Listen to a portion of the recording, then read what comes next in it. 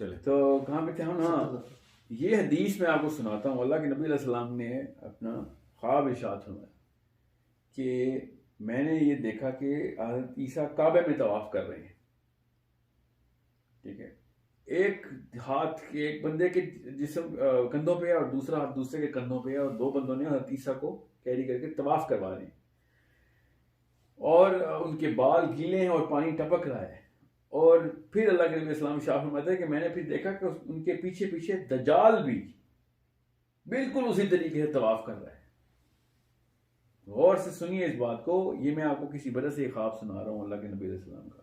यह मैं हम पूरी उम्मत को, आखिरी दिन तक के बच्चे को, आखिरी दिन के बच्चे को ये बताया गया कि हज़रत ईसा की एक एक चीज कॉपी करेगा। समझ रहे? वरना तो कोई ये कहे कि काबे में तो एंटर कैसे हो गया दज्जाल? समझे? हरमैन में तो एंटर नहीं हो सकता दज्जाल, तो ना मदीने में ना मक्के में, तो काबे में तवाफ कैसे कर? ये ख्वाब क्या बताने की कोशिश हो रही है यहाँ पे कि जब दज्जाल ने आना है तो हज़रत ईसा की एग्जैक्ट फोटोकॉपी बनानी है। जो हज़रत ईसा ने शक्ल मुबारक उनकी, जो उनका हुलिया मुबारक, जो उनकी सुन्नत है, जो उनका बोलने का तरीका है, जिस तरीके से उन्होंने बात करनी है, मतलब तरीके का मतलब है जिस दावत का उन्होंने जो इनकाद किया था उस वक्त, यह भी वही करेगा आके। इसलिए सूरह कहफ पहली 10 सूरतें ईसवी इस फसाद की का तोड़ में आई कि क्यों अल्लाह का बेटा बनाने की कोशिश कर रहे हो। मगर हज़रत ईसा का चूंकि कॉन्सेप्ट इस अल्लाह का बेटा के तौर पर मशहूर है, तो दज्जाल ने आके पहले वो जो 3 अरब ईसाई हैं उनको पकड़ने के लिए ईसा अगर आगे ये अगर समझ लें कल हज़रत ईसा असल में आ रहे थे, जो भी है, चाहे दज्जाल है चाहे असली हज़रत ईसा है, और आके और ये बता दें कि भैया नहीं ईसा अल्लाह का बेटा नहीं, तो कौन सी ईसाई ने मानना है? वेट कर रहे हैं वो ईसाई का, हज़रत ईसा का ईसाई। और अगर ईसाई हज़रत ईसा को कह लेंगे आज आ गया हमारा ईसा, और वो आगे कहे कि नहीं मैं तो वदानियत के लिए आया, तो लोगों ने कहना तो तू फ्रॉड है, तू तो असली फ्रॉड है, तू तो मुसलमानों टाइप का आदमी है, यहूदी टाइप का आदमी है। इसलिए बेहद जरूरी है कि आप समझें इस बात को कि सूरह काफ की पहली 10 आयतें बहुत क्लियरली बता रही हैं, इतनी क्लियरली, इतना मतलब मैं बहुत का लफ्ज़ बहुत कम है कि उसने नबूवत का दावा करना ही करना है। ठीक है, मगर हदीस बड़ी क्लियर है कि your lord is not one eyed, तुम्हारे रब की एक आंख नहीं है। इसका ये मतलब नहीं कि अल्लाह की 2 आंखें, इसका मतलब है कि वो वाला आदमी जो एक आंख वाला होगा और वो कहेगा मैं तुम्हारा रब हूं, तो वो दज्जाल ही हो सकता है, तुम्हारा रब एक आंख वाला नहीं है। अब इसका मतलब क्या है कि वो एक वक्त में रब के होने का दावा भी करेगा। समझ रहे? सो पहले नबूवत का दावा करेगा, फिर अपनी रबवियत झाड़ेगा यहाँ पे दुनिया में आके। वो कैसे? क्योंकि फिर अल्लाह के नबी अस्सलाम ने शाबित हुआ है कि वो जन्नत हाथ में उठा के फिरेगा, दोज़ख हाथ में उठा के फिरेगा। जो उसकी जन्नत है वो तुम्हारी असल में दोज़ख है, और जो उसकी दोज़ख है वही असली जन्नत है। तो फिर और बड़ी निशानियां हैं दज्जाल की दौर के लिए, मुसलमान उम्मत के लिए। मैं इसलिए मोटी मोटी इसलिए बता रहा हूँ ताकि लोगों का दिमाग इस वक्त उस तरफ सोचने में मजबूर हो जाए कि इस तरीके से नहीं देखना आपने इस्लाम को, कुरान को, सूरह कहफ को, और ना ही इस तरीके से देखना है दज्जाल को जिस तरीके से ये हमें दिखाया जा रहा है। और दज्जाल ने क्या धोखा देना, जो कि हमारी मुस्लिम उम्मत खुद एक दूसरे को धोखा देती फिर रही है।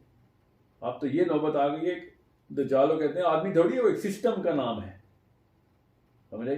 हालांकि इस पे तो क्लियर हदीस है कि वो एक जी बिल्कुल आदमी है, दज्जाल आदमी है। उसकी आंख का, उसकी चलने फिरने का, उसको देख के अल्लाह के नबी सल्लल्लाहु अलैहि वसल्लम ने ख्वाब में इरशाद फरमा दिया कि ये जो मैंने आपको भी सुनाया है ये सिस्टम है या आदमी है। फिर उसने जो क्लेम करने हैं, फिर उसके बाद जो हुकूमत करनी है, फिर ईसा ने उसका कत्ल करना है ये, और भाग के कहाँ जाएगा? वो सिस्टम भाग के लुत में छुपता है, लुत में आदमी जाके छुपेगा। और मतलब ये मुझे तो लगता है कि दज्जाल ने ही ये साजिश फैलाई है अपनी, कि जिस कौम ने उसको असल में कत्ल करना उस कौम को यूज़ करो। असली दज्जाल तो ये है। आप इसमें बता रहे थे याजूज माजूज का कि वो जो हदीस है हज़रत आदम का सीमेन गिरा अर्थ जो है ना वो जगह है। देखें मैं बहुत सिंपल सा सवाल करता हूँ आपसे, आपको समझ आ लीजिए।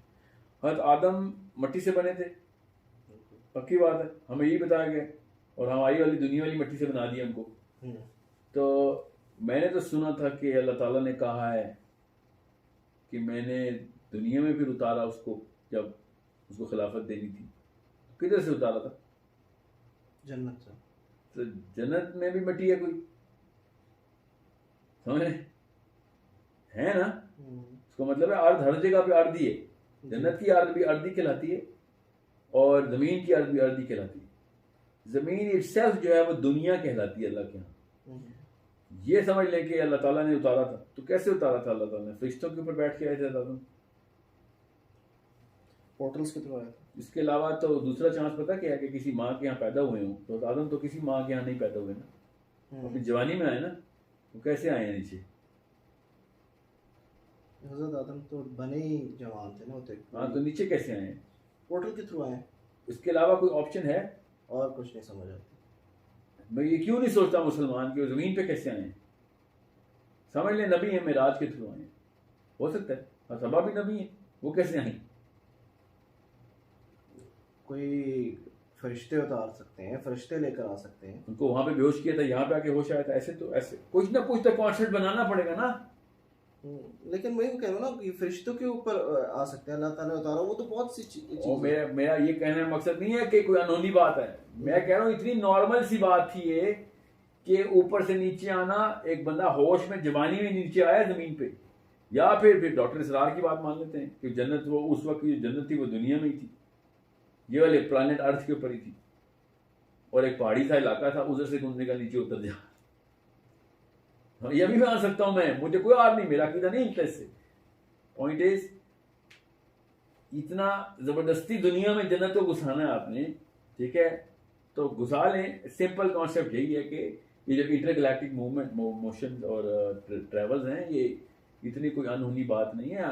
अगर अनहोनी बात होती तो फिर मेराज के ऊपर कैसे हम लोगों ने बिलीव कर लिया है? क्या किया मेराज पे? ऐसा क्या मौजज़ा है जो अरबी उठ के आ गए थे कि ये क्या बात की तेरे नबी ने कि वो ऊपर गया नीचे आ गए इतने से टाइम के अंदर? एक पहर के अंदर, सूर्य काफ वाला एक पहर है ये, ठीक है, एक पहर के अंदर फला जगह गया, फिर बैतुल मुकद्दस गया, फिर उसके बाद आसमानों में गया, और फिर फरिश्तों से मिला, और जन्नत देखी, दोज़ख देखी। सोचें सही ना, ये कोई छोटा मामला है? और अल्लाह ने फिर उसको उसी सूरत से पहले रख दिया। सूरह बनी इसराइल को सूरह काफ से पहले रखा कि पहले तुम्हारा ये टाइम ट्रैवल और पोर्टल के ऊपर ईमान बिठाऊं, फिर ताकि तुम्हें समझ आए कि सूरह काफ को इंटरप्रेट कैसे करना है। अल्लाह के यहाँ कोई तुक्के नहीं है। बनी इसराइल चौथी सूरत भी हो सकती थी, 54वीं सूरत भी हो सकती थी, 70वीं सूरत क्यों रखी है अल्लाह ने? These are all things to ponder upon कि अल्लाह ताला पहले कॉन्सेप्ट के ऊपर ईमान क्रिएट करवा रहे हैं, और वो भी कैसे? डायरेक्ट अपने नबी अलैहिस्सलाम से, ताकि कोई शक शुबा ही न रहे। ऐसी ऐसी हदीसें, ऐसे ऐसे अरब के रिएक्शन रिकॉर्ड, और फिर आयत खुद बता दिया आयत ने कि पाक है वो ज़ात जो एक पैर में ले गई अपने नबी को, ठीक है। पता नहीं कहाँ पे लोगों ने कहा ख्वाब में हुई मेराज। पहली आयत निकालो फिर बनी इसराइल की, देखता हूँ कौन सा ख्वाब दिखाया अल्लाह ताला ने, और फिर तो कह दिया कि अल्लाह की निशानियों में से एक निशानी है। ख्वाब में कौन सी निशानी होती है? ख्वाब में मैं ट्रैवल करता हूँ, मैं भी जाता हूँ, कई दफ़ा मैंने ख्वाब देखा कि मैं सैटर्न के ऊपर हूँ। मैंने देखी है ख्वाब, लोगों ने ख्वाब देखे हूँ जन्नत में। कोई मौजज़ा है ये? ख्वाब में कौन, जितनी मर्जी दफ़ा ट्रैवल करें। अरब ने आगे कहा तुम्हारा नबी तो झूठ बोल रहा है। ठीक है, आप उस बात को क्लियर कर रहे थे कि एक तो के याजूज माजूज हज़रत आदम अलैहिस्सलाम की औलाद में से। जी हाँ, अब ये है सवाल कि याजूज माजूज को मैंने कहा इंटरगैलेक्टिक किसी और जगह पे, तो जाहिर है हज़रत आदम को आपने तमाम अर्द के ऊपर रखना है। तो वो जिधर जिधर भी उनकी औलादें हैं ना, 1000 साल, और ना आप क्या समझ रहे हैं 1000 साल वो यहाँ पे रहे, इस प्लेनेट में रहे, क्यों नहीं रह सकते? वैसे क्यों नहीं रह सकते? अच्छा, उनके बाद से उम्रें छोटी की अल्लाह ने इंसानों की। इम्प्रेशन तो यही है कि कैसे किया उनको, मतलब आप सोचें सही ना, कुछ सेंस लगा के बात करें ना, कि हज़रत नूह तक सारे के सारे हज़ारों साल के थे, अचानक 50-50 साल के मरना शुरू हो गए सारे। आपका क्या कहने का मतलब है कि ये सब के सब ओवरऑल, जैसे हज़रत ईसा की उम्र कितनी है? हज़रत ईसा की तो चल रही है अभी। जी हाँ, 1400 साल नहीं, 1400 साल में 600 साल 2019 होगी ना, 2019 ठीक है, 2019 तो उससे पहले भी तो 40 साल जिंदा रहे ना, तो 2019 के तो हो गए ना। बिल्कुल। आपको फ्यूचर में जाके ना कि ईसा के आने के बाद, तो ईसा 2019 साल के थे, तो लोग कहेंगे जा भाई 3 साल 40 साल की तो इनकी हिस्ट्री निकलती है, बहुत हो गए, चलो 80 साल ही कर लेते हैं। उनको कैसे समझाएं कि ईसा 2060 साल दुनिया में रहे हैं, वो कौन सी दुनिया में रहे हैं, तो अर्थ पे तो रहे हैं, ये इस वाले प्लेनेट अर्थ में नहीं रहे, समझ रहे। तो इसी तरीके से आदम भी अलग अलग जगहों के ऊपर 1000 साल। इसका मतलब ये है, आपका कहने का मतलब ये है याजूज माजूज इस दुनिया में नहीं थे, वो कहीं और थे, और जुल्करनैन किसी और मखलूक के पास गया था और वो वहाँ पे तंग करते थे। जी बिल्कुल, ये तो अल्लाह ताला ने डायरेक्ट आयत में इसी तरीके से बताया। मैं आपको अब समझाता हूँ उससे। अब आ गए हम जुल्करनैन तक। जुल्करनैन ने जब पहला सफ़र किया तो वहाँ पे लोगों ने क्या कहा कि हमें सूरज से कोई पनाह दो, हमारे पास सूरज की हमारे साथ प्रोटेक्शन कोई नहीं। डायरेक्ट ऐसे ही बोला उन्होंने जुल्करनैन। पहले नहीं, ये दूसरे लोग हैं, पहले के बारे में बताया नहीं अल्लाह ताला ने हमें। दूसरी कौम जब वो एक तरफ गया है, फिर दूसरी तरफ गया है, पहले मगरिब की तरफ गया है, फिर मशरिक की तरफ गया है, तो मगरिब मशरिक भी इस तरह नहीं लिखा कुरान पाक में, ठीक है। तो ताक़रिबुश शम्स, ताक़रिबुल अर्द नहीं गया वो, ताक़रिबुश शम्स गया वो, और हमने लिख दिया ताक़रिबुश शम्स का मतलब है कि जहाँ सूरज गुरूब होता है। ताक़रिबुल अर्द पे सूरज गुरूब होता है, ताक़रिबुश शम्स पे सूरज गुरूब होता है, समझ रहे। बहरहाल पॉइंट इज, जब वो गया है जुल्करनैन, तो लोगों ने कहा कि हमें सूरज से प्रोटेक्शन नहीं मिलती। कौन से इलाके में सूरज से प्रोटेक्शन नहीं मिलती जमीन के? इब्ने कसीर ने पता क्या लिखा उसके ऊपर, कि वो गर्मी इतनी थी तो जुल्करनैन ने ऊंची ऊंची दीवारें बना दी उनकी। मैं मतलब ये ऐसे दौर की बात है जब दीवार का कॉन्सेप्ट भी नहीं था इंसानों के पास, और जुल्करनैन ने पहली कुछ दीवार बना के दी थी। देखें, ये बेसिक्स हैं जो आपको क्लियर करनी पड़ेगी कि सूरज से प्रोटेक्शन नहीं है हमें। तर्जुमे में तो ये है ना कि छत नहीं है हमारे पास। नहीं, ऐसा कोई लफ्ज नहीं है, सूरज से प्रोटेक्शन नहीं है ये कहा, ठीक है। तर्जुमे में नहीं है, लोग ये कहते हैं कि उनके पास कोई प्रोटेक्शन, उनके घरों की छतें नहीं थी। हाँ, मैंने पढ़ा है ये, उनके घरों की छतें नहीं थी। जुल्करनैन कंस्ट्रक्शन बिजनेस में था, कहीं दीवारें बनाता है, कहीं जाके छतें बनाता है। नाउज़ बिल्ला, ये क्या करते हैं? दुनिया के सबसे बड़े बादशाह के साथ ही लोगों ने क्या काम किया कि वो छतें का कॉन्सेप्ट नहीं है तो वहां पे दीवार नहीं है। पहले जहाँ पे उसने छतें बनाई हैं, दूसरी जगह पे दीवारें बनाई हैं, और ज़बरदस्ती ऐसा लफ्ज़ का तर्जुमा किया सूरह काफ में कि जब अल्लाह ताला ने सादफ़ैन का लफ्ज़ इस्तेमाल किया तो इन्होंने ज़बरदस्ती उसका तर्जुमा कर दिया पहाड़। और अब उनको पता है कि पहाड़ का मतलब क्या होता है। यहाँ पे अल्लाह ताला ने पहाड़ का लफ्ज़ तो इस्तेमाल ही नहीं किया, आपने क्यों ज़बरदस्ती पहाड़ बनाया उसको? एक पहाड़ दूसरे पहाड़ के बीच में एक दीवार बना दी, जिसमें वो इतनी बड़ी कौम थी वो दीवार नहीं चढ़ सकती थी। ये ना अभी तक उसी लाला लैंड में ये साइकोलॉजी में है इनकी, जो कि मिडीवल टाइम के ना, ये घोड़सवार और दीवारें और जंजीरें और सलाखें और तलवारें, इनके ज़हन में यही आता है, इसलिए समझते हैं। हालांकि वो कौम पता नहीं कितने 100 साल 1400 साल से पल रही है उधर, बच्चे पैदा कर रही है, और एक दूसरे के ऊपर चढ़ के वो दीवार नहीं अभी तक फैलान सके अभी तक। ये देखें, ये हालात हैं हमारे कि हम अभी तक ये सोच के बैठे हैं सूरज से प्रोटेक्शन नहीं है, छत बना दी उनकी। मतलब कच्ची के कायदे में ऐसी बातें नहीं लिखी होती इस साइकोलॉजी की बिना पे। हमने नाउज़ बिल्ला कुरान पाक पे डाल दी, और सहाबा कराम चीख रहे हैं कि क्या कॉन्सेप्ट है, क्या कॉन्सेप्ट है। अच्छा, ये बात तो हमें मिलती है, यही डिस्कस होती है कि उनकी दीवारें नहीं थी, उनकी छत नहीं थी उनकी। असल में कुरान में आप क्या, कुरान पाक में ये लिखा है कि उस एक ऐसे जगह पे गया कि जो कि एक ऐसे इलाके की निशानी बताई कि जहाँ पे सूरज जो है ना, सूरज के ख़त्म होने की जगह वो, और वो काले रंग की मिट्टी से एक बहुत बड़ी झील बनी हुई थी, ठीक है, जहाँ पे सूरज ख़त्म होना है। ये कुरान पाक के कहने का तरीका देखें, सूरज ने कहाँ ख़त्म होना है।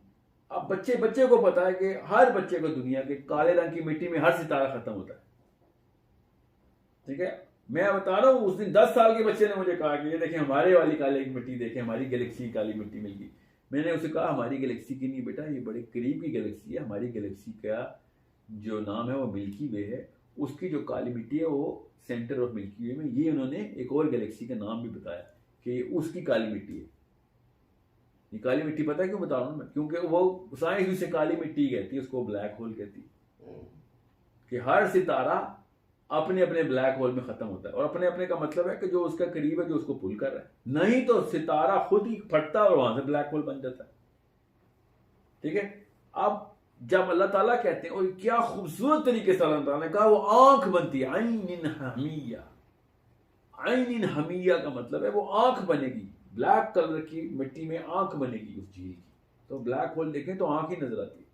दूसरी बात, सूरह हिजर के अंदर, ये गौर से सुनिएगा सारे, सूरह हिजर के अंदर आदम की तख्लीक के लिए तुराब का लफ्ज इस्तेमाल नहीं हुआ, हमिया का लफ्ज इस्तेमाल हो। वो मिट्टी हिम की, हमिया वहां से आप क्यों नहीं ले रहे कि वो वाली मिट्टी जिससे आदम बने? क्या मतलब है कि वो कहीं और है वो मिट्टी। गौर से सुनिएगा, ये हमारी वाली मिट्टी नहीं है जिससे हम इंसान की तख्लीक हो रही है, ये किसी ऐसी कोई पावरफुल चीज है जिसके थ्रू आप सुने, हमने कहा वो खनखनाती हुई मिट्टी थी। खनखनाती हुई मिट्टी से भी ब्लैक होल समझ नहीं आ रहा इनको, समझ रहे? वो अंगार वाली मिट्टी थी जिसमें से आग और अंगारे और वो क्या लफ्ज इस्तेमाल होता है, शोला। हाँ, शोले और अंगारे। तो क्यों नजर नहीं आ रहा हमें ब्लैक होल? वो कि वो आइन हमिया, कि वो बिल्कुल आंख उसके अंदर बनती है। आइन का मतलब आंख है, कि वो बिल्कुल आंख बनती है उस चीज। और सूरह हिजर की जो लफ्ज है ना, वो हमी का, वो इतना कोई बड़ा इंडिकेटर है कि जिसमें वो खनखनाती हुई मिट्टी भी नजर आती है, ब्लैक होल के अंदर जलता हुआ सितारा भी नजर आता है, पूरी अंगीठी बनती है ना, जहाँ पे अल्लाह ताला के लिए तो छोटी सी अंगीठी है ना, उसमें से अल्लाह ताला ने इंसान की तख्लीक करनी। हमारी मिट्टी को पता नहीं कौन से चूल्हे पे पकवाते हैं हम लोग, कि जमीन से मिट्टी ली है और वो खाक से बना है। वो खाक वही है पूरे के पूरे प्लैनेट्स में, पूरे सातों आसमानों के जहां जहां पे भी अर्द है, वो वही खाक है। और जिस शक्ल को इख्तियार करती है वो, फिर कि वो उसको अल्लाह ताला ने अलग अलग नामों से बताया। सो बहुत इत्मीनान से बड़े स्पेक्ट्रम लेके पूरी रोशनी अंदर आने दें। और अभी तो सिर्फ साइंस आई है, साइंस की औकात ही क्या है, आगे पता नहीं क्या क्या उलूम खुलने हैं जिससे कुरान पाक की वो चाबी नजर आनी। मगर तब तक गैब के ऊपर ईमान खत्म हो चुका होगा हमारा, क्योंकि फिर तो हम साइंस की बिना पे ईमान ला रहे हैं। मैं सहाबा कराम देखें बगैर साइंस की बातें करते थे, हम साइंस समेत भी ये बातें मानने के लिए तैयार नहीं। क्यों? बीच में दो मौलवी आ गए बस। कौन मौलवी? एक वो जिसने मुझे पढ़ाया, एक वो जो मेरे अब्बा को जिसने पढ़ाया था। बस इन्होंने मिलके मुझे बताया कि नहीं बस हम जो कह रहे हैं वो है अल्लाह ताला और उसके रसूल सल्लल्लाहु अलैहि वसल्लम का फहम। नाऊज़ु बिल्लाह। अच्छा, तो आपने ये बताया कि एक साइड पे छतों वाली जो बात है कि वो भी एक पोर्टल पे गया, दूसरी तरफ दूसरी कौम ने तो कहा कि देखें, पहली कौम तो वो थी जिसके बारे में अल्लाह ने बताया नहीं, उनको बस हुक्म था कि फिर जुल्करनैन ने कहा कि जो ट्रांसग्रेस करेगा उस पर अजाब है, जो अल्लाह के हुक्म पर चलेगा हम उसको किसी उसको क्या डरने की जरूरत है, उसको कोई बस वो सिंपल टेस्ट लिया गया। अल्लाह ताला ने जुल्करनैन का टेस्ट लिया था वहाँ पर। फिर वो दूसरी जगह गया, उन लोगों ने कहा कि हमें सूरज से प्रोटेक्शन दे दो। फिर उन्होंने कहा कि जुल्करनैन को कहा कि तीसरी जगह पे कि हम आप यहाँ पे हमें याजूज माजूज ने तंग कर रखा है। और वो भी अल्लाह ताला ने कहा मिन दूनिहिमा, कि उनके बियॉन्ड चला गया, वो बियॉन्ड उनके बीच में नहीं है, उसको पार करके आगे की तरफ कहीं गया और वहां पे उसने बैरियर देखा है। उस बैरियर के उधर से बैरियर का मतलब है कोई पोर्टल है, वहां से याजूज माजूज आ रहे थे। इन्होंने कहा है मुझे लोकल उलमा ने कि वो एक पहाड़ है, पहाड़ के पीछे से याजूज माजूज आते हैं। मतलब K2 से बड़ा पहाड़ है कोई इस वक्त, माउंट एवरेस्ट से ऊंचे पहाड़ है, उसके पीछे से एक कौम आती हो और मैं दीवार बनाऊं कोई, तो वो किसी और जगह से नहीं आ जाएगी। ये दीवार पूरे के पूरे अर्थ के ऊपर हो ना, तब मैं समझ सकता हूँ कि एक कौम को उस तरफ डाल दी, एक कौम को इस तरफ। ये ऐसी कौन सी कौम है याजूज माजूज की कि जो दो पहाड़ों के बीच में एक दीवार है और उसके बाद वो पहाड़ों के लेफ्ट राइट से नहीं आ सकते। समझ लें K2 से भी कुछ 2 गुना बड़ी पहाड़ी थी, अल्लाह ताला ने जमीन में दबो दी है। वो समझ ली वो कितनी बड़ी पहाड़ी थी कि जिसके दाएं या बाएं की तरफ से वो कौम घूम के नहीं आ सकती थी। वो रसूलुल्लाह सल्लल्लाहु अलैहि वसल्लम की एक हदीस भी है ना कि वो जो लेड डाल के जिस तरीके से बंद किया था तो उसमें एक सुराख हो गया। जी जी, वो लेड देखें, जो कॉपर और आयरन अल्लाह ताला ने बताया है। लेड नहीं, कॉपर है और iron. Lead is PB, lead is PB, copper is totally different metal and iron is ferrous, totally different metal. तो फेरस और कॉपर की मिला के ना कोटिंग करवाई अल्लाह ताला ने जुल्करनैन से। तो उस नीचे क्या कराया, नीचे हीट दी उसको, आग लगवाई। तो इसका मतलब क्या है कि कॉपर की पहले, आयरन की पहले बेस बनी, फिर कॉपर की फिलिंग उसके ऊपर हुई है, फिर आयरन की बेस बनी है, फिर कॉपर की फिलिंग हुई है। ऐसे करके एक कोई इलेक्ट्रोमैग्नेट बन रहा है जिसको हीट एनर्जी दी जा रही है। अब वो साइंस के थ्रू समझ आती है किसी को कि नहीं, मगर ये जुल्करनैन को जो भी टेक्निक आती थी उससे ये तो पता चल रहा था कि हमें अब पता चल रहा है कि इलेक्ट्रोमैग्नेट ऐसे बनता है। हमें आप पता है कॉपर आयरन की, ठीक है। हम तो तारे बनाते हैं ना, उसको कॉइल बना के उसको बिजली दे देते हैं, या बिजली देते हैं तो मैग्नेटिक फील्ड क्रिएट हो जाती है। तो उसने किस तरीके से भी मैग्नेटिक फील्ड बनाई है, वो है वो दीवार। वो दीवार है उस डायमेंशन को, उस सोर्स को बैलेंस करने। इसका मतलब है कि ये पोर्टल जो है ना, ये चार्ज्ड पार्टिकल्स के डोर वेज हैं।